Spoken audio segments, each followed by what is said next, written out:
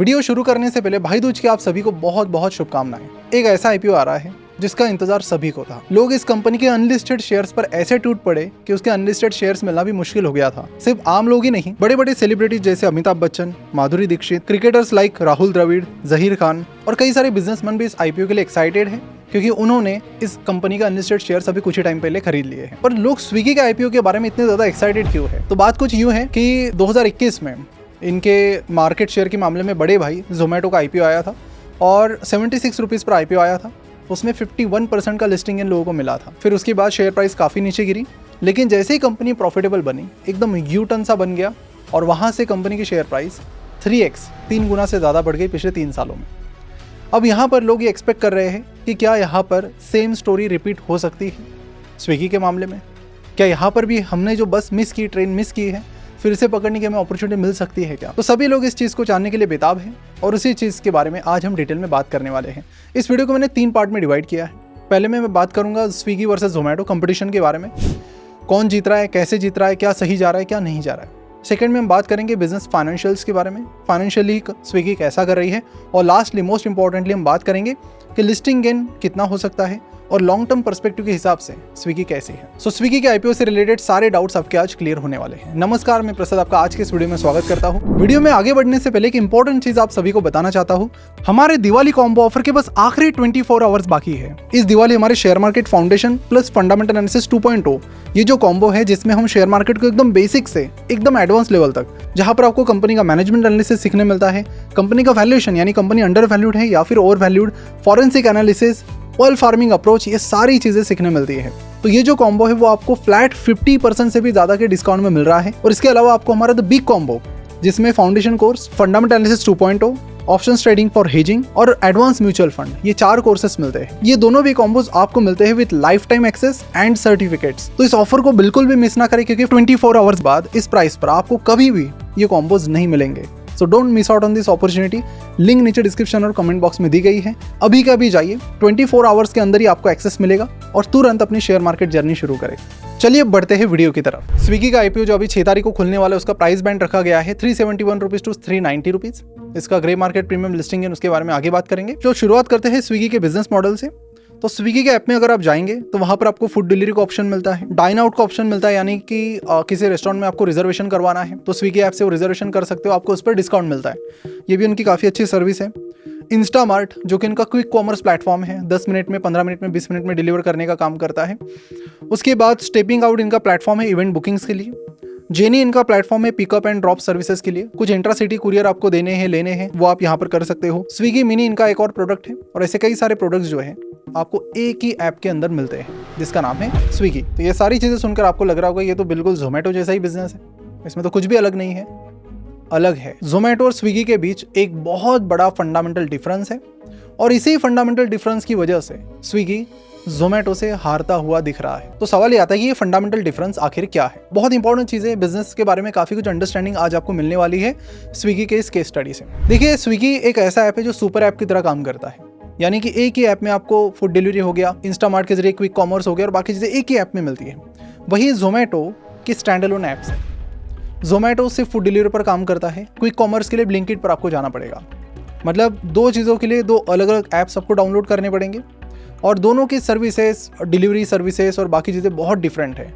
तो अब देखिए, स्विगी का ये जो मॉडल है सुपर ऐप, उसके कुछ फ़ायदे हैं लेकिन ज़्यादा नुकसान ही है। पहले फ़ायदों की बात करता हूँ। फ़ायदा ये है कि इनके जो डिलीवरी एंड रिलेटेड चार्जेस है वो यहाँ पर थोड़े बच जाते हैं। अब स्विगी के डिलीवरी चार्जेस इसलिए बच जाते हैं क्योंकि कई बार एक ही पर्सन आपको दोनों ऑर्डर्स डिलीवर करता है, कि अगर सेम लोकेशन पर जाना है, फूड भी ऑर्डर किया है, बाकी चीज़ें भी ऑर्डर की है, तो कई बार वो होता है। लेकिन जोमेटो के केस में दोनों अलग अलग हैं, तो 2 अलग अलग लोग डिलीवर करते हैं। तो सारी चीज़ें एक ऐप में होने की वजह से डिलीवरी में इनकी थोड़ी बहुत सेविंग हो जाती है। लेकिन जोमेटो में क्या है कि अगर आप ब्लिंकिट से ऑर्डर करोगे तो पूरी तरह से ऑर्डर को अलग तरीके से ट्रीट किया जाता है। जोमेटो पे जो ऑर्डर प्लेस किया आपने, उसको अलग तरीके से ट्रीट किया जाता है। जोमेटो ने अपनी एक यूएसपी ये भी क्रिएट की है कि सोशल मीडिया मार्केटिंग में बहुत क्रेजी काम कर रहे हैं। आप उनकी ईमेल्स देखिए, आप उनकी सोशल मीडिया मार्केटिंग देखिए, या फिर जो भी अपॉर्चुनिटी उन्हें मिलती है उन्हें कैसे टैप करना है और उसका कैसे फ़ायदा लेना है, ये जोमेटो की सोशल मीडिया मार्केटिंग टीम से हमें ज़रूर सीखना चाहिए। अब स्विगी भी यहाँ पर सोशल मीडिया पर कैचअप करने की कोशिश कर रहा है और उनका इंस्टामार्ट हो या फिर स्विगी हो, दोनों के दोनों फिलहाल काफी लगे पड़े हैं। बट फिर भी अगर देखें तो ब्लिंकिट और जोमेटो के पास अपर हैंड तो है। तो अगर किसी को सोशल मीडिया मार्केटिंग सीखनी है तो उन्हें जोमेटो और स्विगी ये दो ब्रांड की केस स्टडीज को बिल्कुल चेकआउट करना चाहिए, क्योंकि इन दोनों ब्रांड की सोशल मीडिया मार्केटिंग टीम को अच्छे से पता है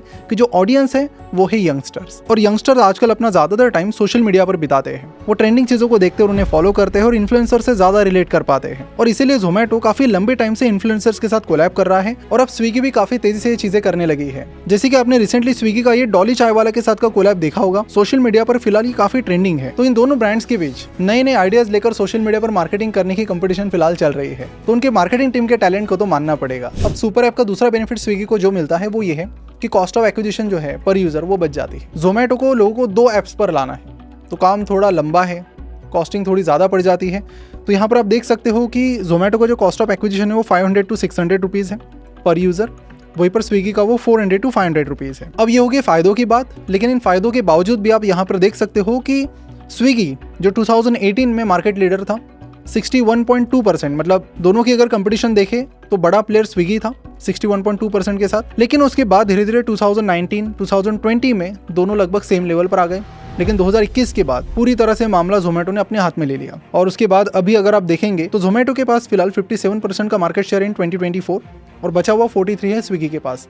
तो 61.2% से 43% पर स्विगी धीरे धीरे धीरे पीछे जा रहा है। तो देखिए ऐसा क्यों हो रहा है, इसके पीछे इंडियन लोगों की साइकोलॉजी बहुत मैटर करती है।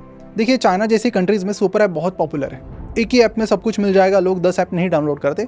लेकिन इंडियन लोगों की थिंकिंग थोड़ी अलग है, हमें सेपरेट चीज़ों के लिए सेपरेट ऐप्स चाहिए। एक ही जगह पे सारी चीज़ें हो, जैसे टाटा न्यू ने कोशिश की, एक ही जगह पे सारी चीज़ें, मेडिसिन है, बाकी चीज़ें लोन भी हम देंगे, बाकी चीज़ें करेंगे। तो इन चीज़ों का फ़ायदा ये है कि आप क्रॉस सेलिंग कर सकते हो, एक ही ऐप में कॉस्ट ऑफ एक्विजिशन है वो कम हो जाती है और उसी यूज़र को फिर आप 10 चीज़ें बेच रहे हो, तो पैसा बहुत बन सकता है। लेकिन अनफॉर्चुनेटली इंडिया में ये नहीं चलता। अब व्हाट्सएप का ही एग्जाम्पल ले लीजिए, लगभग 50 करोड़ एक्टिव यूजर्स उसके इंडिया में, 50 करोड़। अब चाहे तो कुछ भी बेच सकते और कैसे भी पैसा कमा सकते हैं। लेकिन जब उन्होंने यूपीआई की सर्विस व्हाट्सएप पर लॉन्च की तो रिस्पॉन्स कैसा रहा? तो इन्हें यूपीआई पर आते हुए काफ़ी टाइम हो गया है, लेकिन उनके पास अभी 0.1% से ज़्यादा का मार्केट शेयर नहीं है, नहीं के बराबर मार्केट शेयर है, even though they have 50 crore active users. That is the case in India कि लोगों को एक डेडिकेटेड प्लेटफॉर्म चाहिए, सिंपल यूआई सिंपल यूएक्स, कि ठीक है फूड डिलीवरी के लिए मुझे ये चाहिए, ई कॉमर्स चाहिए। आपने देखा होगा पेटीएम की हालत भी यही, वो भी सुपर ऐप बनना चाहते थे, इंडिया का पहला super app, drastically failed.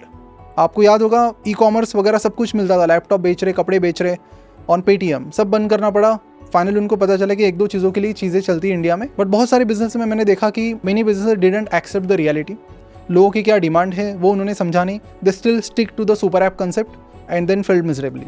Tata Neu की बात करें, आईपीएल को स्पॉन्सर किया, काफ़ी सारी फंडिंग डाली, अलग अलग प्रोडक्ट्स टाटा न्यू में बिल्ड किए, कॉइन्स लाए, बाकी चीज़ें लाई, बट स्टिल जैसा चाहिए वैसा सक्सेस अभी तक नहीं मिला है, क्योंकि इंडियन लोगों को अलग अलग ऐप्स चाहिए, they have time, lot of time, download करेंगे अलग से, लेकिन वही है कि डिलीवरी चाहिए, क्विक ग्रोसरी चाहिए, दूसरा ऐप चाहिए, फूड डिलीवरी दूसरा, एक क्लैरिटी उनको चाहिए दिमाग में। व्हाट्सअप की क्लैरिटी उनके लिए मैसेज ही है, यूपीआई के लिए व्हाट्सअप उनके दिमाग में आता ही नहीं है, वो आता है फ़ोन पे, गूगल पे, पेटीएम, टाटा न्यू के बाद स्विगी भी सिमिलर तरीके की गलती कर रहा है। अगर वो जल्द से जल्द इस गलती से सुधारते हैं तो एक बहुत बड़ी अपॉर्चुनिटी उनके सामने है कि एक अलग से ऐप निकालो इंस्टामार्ट का एंड दैट्स इट। लेकिन अगर ऐसा नहीं होता, सिमिलर कंसेप्ट को सेम कंसेप्ट में अगर बैठे रहते हैं तो आने वाले टाइम में और भी चीज़ें उनके लिए प्रॉब्लमेटिक दिखने मिल सकती है, क्योंकि करंटली अगर मैं देखूं तो बहुत सारे एक्सपर्ट्स के अनुसार आने वाले 1-2 सालों में ब्लिंकिट का वैल्यूएशन जोमेटो से ज़्यादा हो सकता है। इतनी तेज़ी से ये पूरा क्विक कॉमर्स गेम बदल रहा है।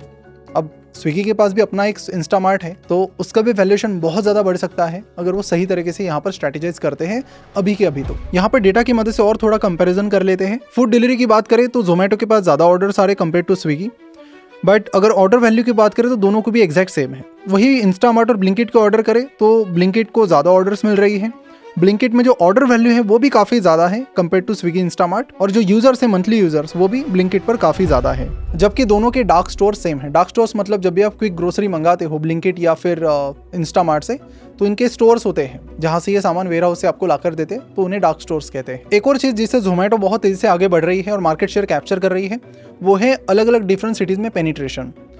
जोमेटो की बात करें तो जोमेटो टियर 2 टियर 3 सिटीज़ में जाकर रिस्क ले रहा है। स्विगी थोड़ा कंजर्वेटिव अप्रोच अपना रहा है कि पहले जोमेटो को जाने देते हैं, मार्केट टेस्ट करते फिर एंटर करते।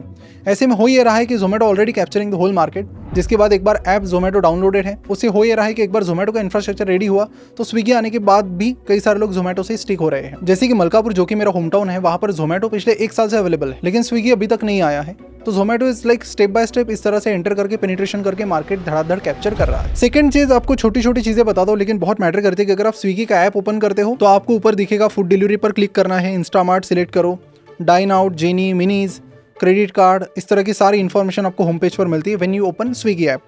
वहीं पर अगर आप जोमेटो ओपन करते हो सीधे आपको फूड डिशेस मिलती है, क्लिक करो, बाय करो। सो छोटी छोटी चीज़ें हैं, बट ये एक क्लिक बहुत मैटर करता है, जो मतलब एज अ यूज़र उतना सोचते नहीं है लोग, लेकिन बिजनेस पॉइंट ऑफ व्यू से बहुत मैटर करता है। एप्पल के स्टीव जॉब्स बहुत ज़्यादा फोकस करते थे इसी चीज़ पर कि लोगों को कम एफर्ट्स लेने पड़े, कम क्लिक्स करने पड़े। तो UI UX की बात करें तो डायरेक्ट फूड डिलीवरी जोमेटो ने यहाँ पर दी है। बाकी कुछ भी चीज़ें चाहिए, क्विक कॉमर्स चाहिए, दूसरे ऐप पर जाओ, और मेन प्रायोरिटी उनकी फूड डिलीवरी है। तो यहाँ पर एक चीज़ तो क्लियर है कि Swiggy right now is losing to Zomato. जितना है तो आपको सुपर ऐप मॉडल से हट के अलग अलग स्टैंड अलोन मॉडल पर जाना पड़ेगा। लेकिन ऐसा होने के बावजूद भी इंडस्ट्री बहुत तेज़ी से बढ़ रही है। अगर मैं फूड डिलीवरी सेगमेंट की बात करूँ तो it is growing at the speed of 17 to 18% every year, which is very good speed. वहीं पर अगर क्विक कॉमर्स की बात करूँ तो 60 to 80% की ग्रोथ फिलहाल चल रही है, जो कि बहुत ही आउटस्टैंडिंग है। तो ग्रोथ के मामले में कोई सवाल नहीं है। अगर स्विगी इसी लेवल पर भी रहता है तो भी ग्रोथ अपॉर्चुनिटीज बहुत ज़्यादा है। अगर रेवेन्यू की बात की जाए तो 2022 में जो रेवेन्यू 6,120 करोड़ का था वो अभी 2024 में 11,634 करोड़ का हो चुका है।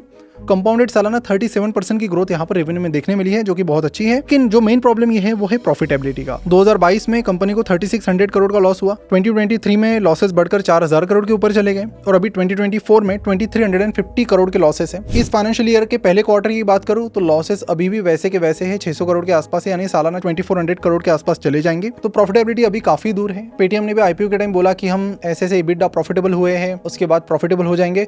बट देखिए लॉन्ग टर्म में क्या है कि एक चीज तो बड़ी क्लियर है कि लॉन्ग टर्म में शेयर प्राइस तभी आपको सपोर्ट करेगी जब आपकी कंपनी एटलीस्ट प्रॉफिटेबल हो। नहीं है, ऐसी बहुत सारी कंपनीज है जो प्रॉफिटेबल नहीं बन पाई और लोगों की इन्वेस्टमेंट्स अभी कचरे के भाव चल रही है।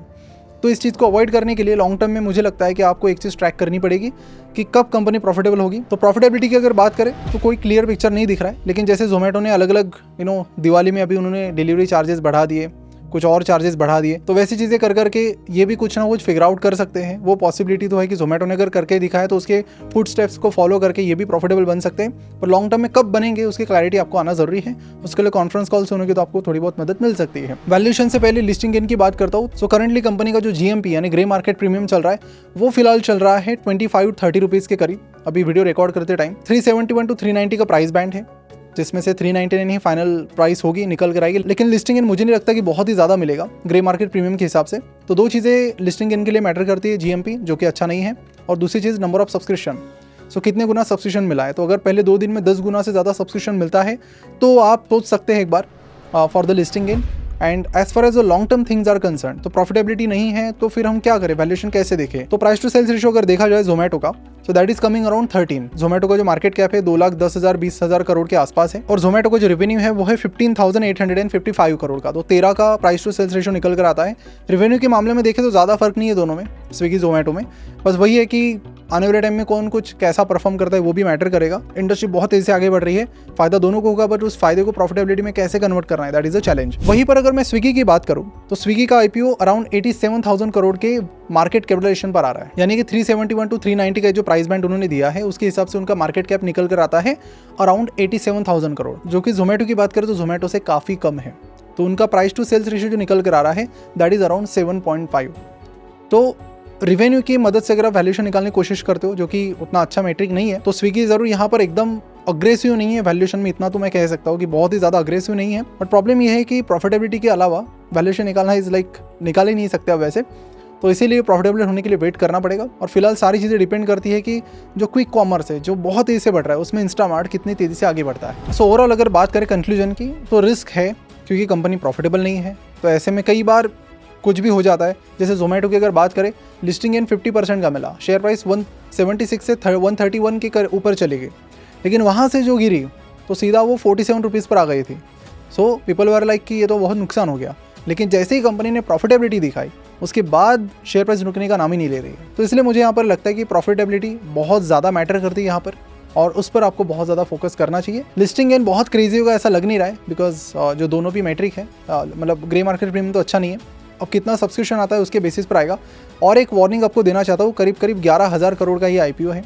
और जो बड़े बड़े IPOs आते हैं, LIC का आया, उसके बाद पेटीएम का आया, Hyundai का आया, किसी ने भी अच्छे लिस्टिंग गेन्स नहीं दिए हैं। तो जो बड़े IPOs होते हैं उसमें ये रिस्क तो होता है कि लिस्टिंग गेन कई बार वो बहुत ही अग्रेसिव वैल्यूएशन रखते और बहुत पैसा उठाने के चक्कर में, और ऐसे में लिस्टिंग गेन मिलना लोगों को काफ़ी टफ हो जाता है। तो ये भी चीज़ आप ज़रूर ध्यान में रखें। फिलहाल हम यहीं पर रुकते हैं। बहुत सारे अच्छे IPOs आ रहे हैं जिनके बारे में हम बात करेंगे। तो अगर आप IPO में इंटरेस्ट रखते हैं तो चैनल को ज़रूर सब्सक्राइब कीजिए। अभी रिसेंटली वारी एनर्जीज का भी IPO हमने कवर किया था। तो जो भी मेन बोर्ड IPOs आते हैं उन्हें हम कवर करने की कोशिश कर देंगे।